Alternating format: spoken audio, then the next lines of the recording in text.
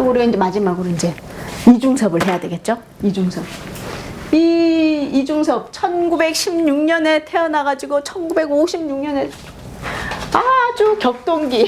그래서 제가 이번 망우리 공부하다 보니까 그 당시에 그 자유로운 영혼들 있잖아요. 그 예술가들, 그 어쩌지 못하는 그 사람들이 살기에는 정말 괴로웠던 시대구나 이런 생각을 하게 됐습니다. 이중섭 아주 부잣집에서 태어나. 그 우리가 지난번에 봤던 이인성이라는 그 미술가는 대구에서 엄청 가난한 집에서 태어나가지고 그랬잖아요. 그런데 그 사람은 그래도 이제 후손도 잘 두고 뭐 이래 나중에 돼가지고 이렇게 막 그 묘역도 엄청 이렇게 잘 꾸며져 있는데, 이 이중섭은 사실은 살아있을 때 엄청 부잣집에서 태어나지만 나중에 이제 6.25 전쟁을 통해 가지고 오히려 부자들이 다 그 재산이 다 몰수되잖아요. 그러면서 엄청 가난하게 되면서 이 사람은 또 부잣집 아들이니까 별 생각 없이 이제 막 그림만 그리고 또 그림밖에 몰라. 그래갖고 사기를 또 엄청 당해요. 그래가지고 뭐가 잘 안 돼. 그래서 이 사람이 죽고 나서 우리나라에 이중섭 모르는 사람 없을 거야. 그리고 맨날 경매 뭐 몇억 뭐 몇십억 막 이게 나오잖아요. 근데 결국에 이 사람은 그냥 굶어 죽었어. 그 시대를 잘못 타고 났다고 그래야 되나요? 잘 타고 났다 그래야 되나요? 어쨌든 그런 인물입니다. 이분의 묘는 이제 마지막에 다 돌고 이제 나올 때 갈까 말까? 거의 내려갈까 말까 하다가 이제 내려간 거야. 이 길에서 좀 밑으로 내려가야 돼요. 내려가면 약수터가 있어요. 그 약수터에 바로 옆에 이렇게 묘가 있어요. 근데 저도 이제 그 소파 방정환의 묘도 가장 아름답다라고도 하고, 또 그 아사쿠미 그 다쿠미의 묘도 예쁘다고 그러는데, 저는 계속 이 이중섭의 묘가 생각이 나요. 이중섭의 묘고 여기 이제 돌인데, 요 돌에 요렇게 요 아들 둘 있는 그림 있잖아요. 요 조각이 딱 거기에 있어요. 그래서 이게 제일 기억이 나요. 근데 이거는 처음 이 상석은 묘 앞에 있는 요 상석은 좀 나중에 후에 세워진 거라고 하더라고요. 그래서 그 옆에는 아들 둘 이름이 이렇게 되어 있어요. 근데 요거는 이제 이중섭이 죽고 바로 그 친구들이 만든 거예요. 근데 이 조각을 누가 만들어줬느냐? 차근호라는 조각가가 조각을 만들어줘요. 차근호. 그 차근호라는 조각가가 유명한 조각가였는데, 이 이중섭을 형님을 엄청 그 좋아라 했어요. 그래서 장례할 때 무덤에 나도 같이 묻히겠다고 막 무덤 안으로 들어갔던 사람이야, 차근호. 근데 나중에 이 사람이 결국은 자살해요. 자살로 생을 마감하는데 1960년에 무슨 일이 있었냐면, 그 4.19 기념탑 있잖아요. 4.19를 기념하는 그 탑비를 세워야 되는데, 그 기념비를 누가 세울 거냐. 그랬을 때 이 차근호라는 사람이 내가 그 역사적인 그런 의미 있는 걸 내가 하고 싶다. 그래서 난 돈 안 받아도 좋다. 내가 하겠다라고 했어. 그래서 이 사람이 하게끔 돼 있었는데, 나중에 이게 다른 사람한테 그 일이 넘어가면서 이 차근호가 친일 논란이 있다라고 신문에 딱 난 거야. 그래가지고 이 사람이 나는 억울해서 못 산다 이래갖고 자살했어.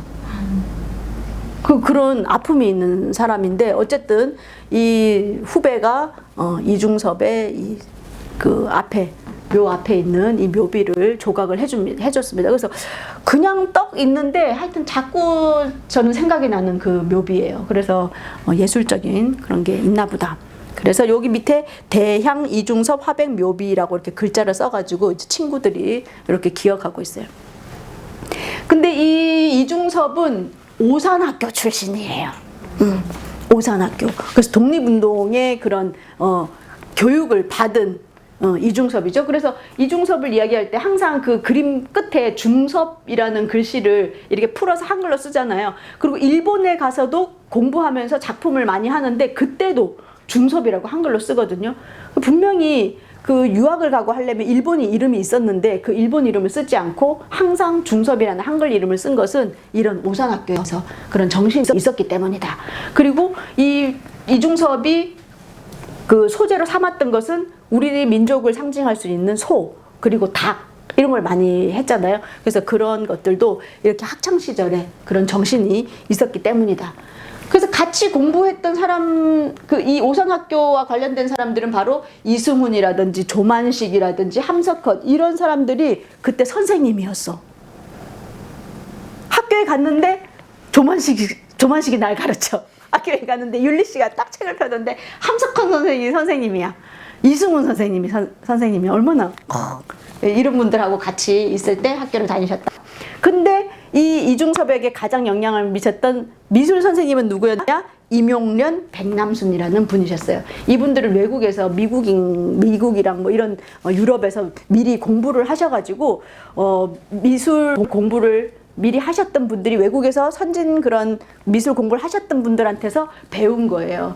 그래서 우리가 이중섭을 얘기할 때 그냥 이 사람의 뭐 비극적인 그 아들 보고 싶었는데 뭐 헤어졌고 이거에 너무 해가지고 이 사람을 너무 붕 띄워놨다 이렇게 얘기하는데, 사실은 이중섭의 그림이라는 것이 우리나라 미술사에서 그 야수파라고 하는 그 뭐 모더니즘 그 시대에 우리나라의 미술계를 대표하는 아주 의미 있는 사람이다. 그 사람의 삶이 너무 극적이어가지고 삶에만 집중이 되어 있지만 사실은 미술사에서도 큰 획을 그은 사람이다. 그래서 그 사람의 작품을 잘 봐야 된다. 이런 이야기를 많이 하고 있습니다.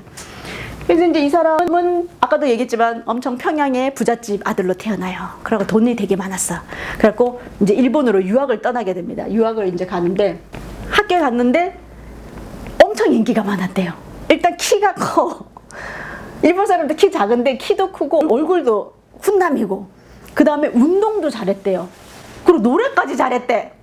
근데 미술까지 그려. 돈도 많아. 이런. 그래가지고 많은 여학생들의 관심을 한 몸에 받았다. 이렇게 되어 있어요. 근데 너무 샤이 하셔가지고 이제 그랬는데 완전 드라마다. 수도가에서 팔레트랑 붓을 씻으면서 만난 여인이 야마모토 마사코를 만나게 됐대요. 그래가지고 둘이 뭐 얘기하다가 뭐 이상 뭐 이렇게 얘기하면서 이제 서로 삐삐삐 해가지고 이제 사랑을 막 키운 거야. 엄청 사랑을 키워가지고 너무 좋아했는데 이제 이 이중섭은 우리나라로 와야 됐었고 이제 이 마사코는 남아있는데 그때 이제 막 그 일본의 폭격이 막 가해지고 40년대에 이제 전쟁이 막 심해지잖아요. 그러니까 이중섭이가 막 미치는 거야.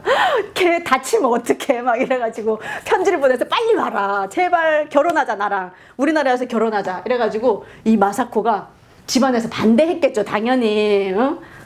나랑 서로 사이도 안 좋고 말이야. 이런데 뭐 어디 가. 이래가지고 집안이 또 괜찮았대. 여자 집안이. 응? 그래가지고 못 가게 했는데 뿌리치고 현해탄을 건너 호롤단신 혼자 이런 딸내미들은 속상한 거야. 근데 와가지고 결혼을 했어요. 근데 결혼을 했을 때 이중섭이 이제 당신은 이제 조선의 남자랑 결혼을 하니까 이제 다 조선 여자다. 그래서 남쪽에서 온 덕이 있는 여자다. 그래서 이남덕이라고 이름을 지어주겠다. 그러니까 좋아요. 이래가지고 둘이 결혼을 하게 됩니다. 그래서 1945년인가 결혼해요. 결혼하고 두 아들 태현하고 태성이를 낳고 이제 살게 돼.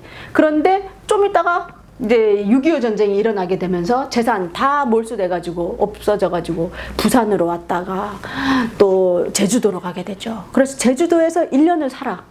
지금 거기 제주도가 이중섭 거리로 난리도 아니에요 거기. 그리고 이중섭이 살던 집이 이렇게 기념관처럼 되었어요. 근데 진짜 방이 얼마만에 하냐면 요만해. 진짜 여기 있죠? 요 안에 있는 요거보다 더 작나? 진짜 딱 한 사람만 눕고 팔 하면 끝이야. 근데 거기에 4명이 살았대요. 근데 창문도 없어. 근데 그때가 가장 행복했대요. 너무 마음 아파. 근데 그러다가 이제 이 부인이 아프게 되죠. 부인도 아프고 애들도 아프고 먹을 것도 없고 이렇게 돼가지고 그러면 잠시 친정에 가서 병도 낳고 애들도 먹여라. 그리고 떠나보낸 게 이별이 돼버린 거죠. 그래서 이제 헤어지게 됩니다. 이 일본에서 이렇게 사진 찍어서 보내주고 편지를 주고받았는데 나중에 이분이 지금도 살아계실 거예요. 100세쯤 됐을 거야. 2011년인가 우리나라 그 다큐멘터리 영화 찍으면서 왔는데 그때 이중섭의 유일한 유품 사랑의 징표라고 좀 그 팔레트 있어요. 이렇게 둥근 팔레트. 그거를 일본에서 가지고 와서 여기 기증했거든요. 우리나라에. 그렇게 하면서 오셨는데 그때가 98세인가? 뭐 이렇게 살아계셨어. 그리고 휠체어 타고 왔었는데 근데 또 이 아들, 둘째 아들이 나중에 그 위장 논란이 생겨가지고, 이중섭이 하도 유명하다 보니까 위장 논란이 있었는데, 보니까 아들이 아빠 작품이에요 하고 갖고 왔는데 그 위작이었던 거지. 그래가지고 이제 또 난리가 났었는데, 어쨌든 그렇습니다. 그래서 우리가 잘 알고 있는 소. 그래서 너무 그 제주도에서 맨날 소를 그리니까 그 기안84도 보면 그림 어떻게 잘 그리냐니까 그 관찰을 잘해야 된다. 첫 번째 그러잖아요. 그래서 관찰을 너무 해가지고 소도둑으로 물려가지고 나중에 막 간첩으로도 몰리고 막 이랬다 그러잖아요. 그럴 정도로 그림에만 몰두하는 사람이었어. 나머지는 없었어.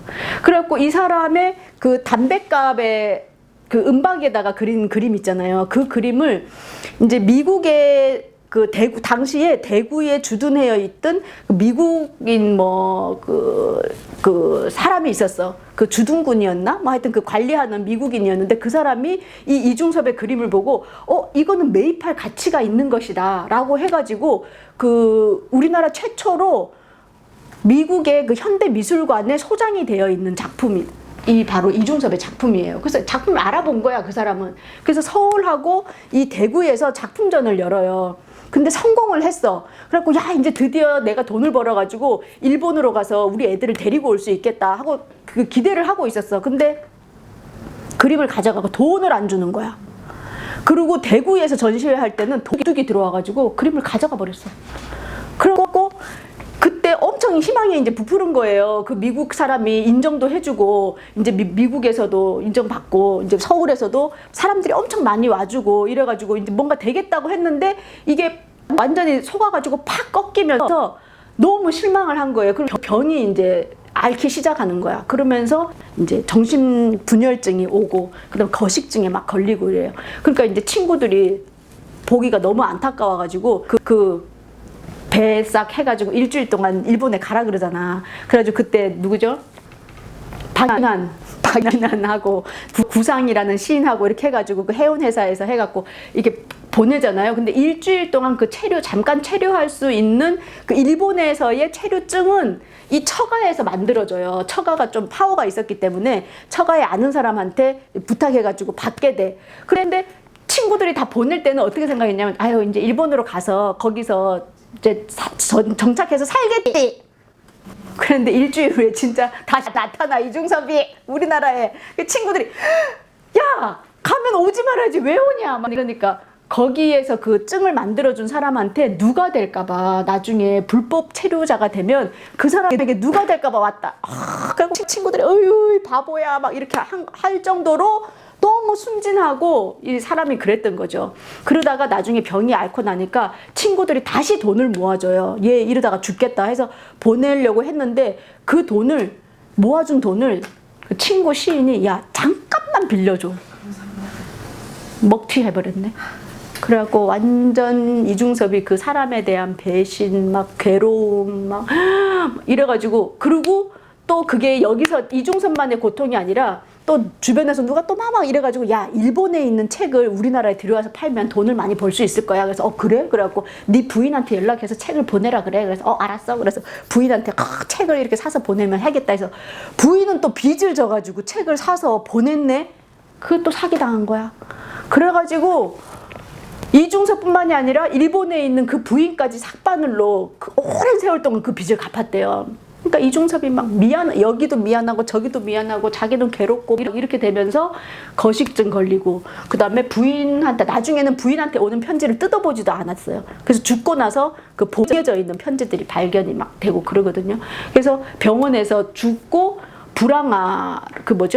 무연고자로 처리가 돼갖고 사흘 뒤에 그 다른 동료에 의해서 발견이 돼가지고 장례를 치르게 되는 그런 비극적인 그렇습니다. 그래서 이제 이 보면 개 있죠, 개. 이 개도 많이 등장해요. 그래서 아이들과 개와 이렇게 물고기 이렇게 해서 계속 이렇게 연결되어 있는 서로 떨어져 손을 뭐가 닿든 다 이렇게 연결되어 있어 그 그리움. 이게 이제 병원에 있으면서 이제 점점 그림 딱 보니까 상태 나오죠. 이제 정신이 이렇게 점점 이렇게 힘들어지는 거야. 죽은 다음에서야 이 이중섭이 되게 브랜드가 되어가지고 막 그냥 뭐 했다 하면 막 수십억 이렇게 되고, 또 지금 제주도에는 이중섭 거리가 있어요. 그래가지고 거기에 우리 미술가들이 활동하면서 이제 뭐 이중섭에게 고마워하는 뭐 그런 것도 있는데, 어쨌든 살아서는 너무 괴로웠지만 그 시대는 인정받지 못했지만 이후에 우리에게 많은 그 일제 그 다른 나라의 식민지의 그 어려움, 그 다음에 또 6.25 전쟁의 비참함 뭐 이런 것들을 그대로 삶 그대로 보여주는 사람이 바로 이중섭이었다, 그렇게 생각하고 있습니다.